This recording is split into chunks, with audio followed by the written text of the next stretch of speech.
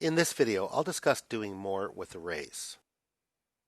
An array is actually an object type that's handled implicitly through a class called array. Therefore, like other object types, it needs to be instantiated using the new keyword. So here, an int array called ages is declared and instantiated with a capacity of 4 elements. And the second example is a shortcut for instantiating arrays. And notice how while the 4 values are being assigned on the same line, the new keyword isn't used. There are 2 approaches for creating and initializing arrays.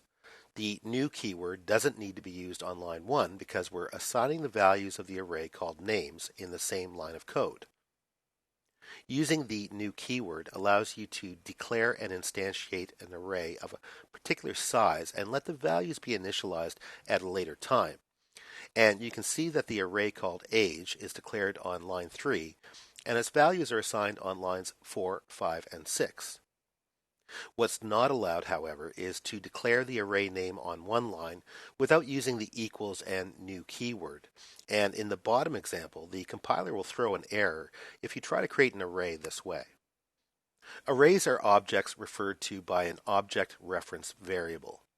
This diagram illustrates how a primitive array is stored in memory in comparison to how a primitive data type is stored in memory. On the left is a primitive variable of type int. It's called age, and its value is stored right there.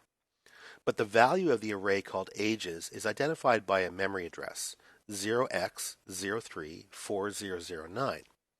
And that object reference is a pointer. It points to an array object with 3 elements. And as you can see, the value of ages 0 is 19, the value of ages 1 is 42, and the value of ages 2 is 92. This example illustrates how object reference arrays are stored in memory. In the first line of code, an object reference called item is created, and it's a single instance of the object called item with a capital I. In the memory space diagram below, the value of the item object reference is 0x034009, which is a memory address that points to an object of type item with the values 0, 0.0, and u.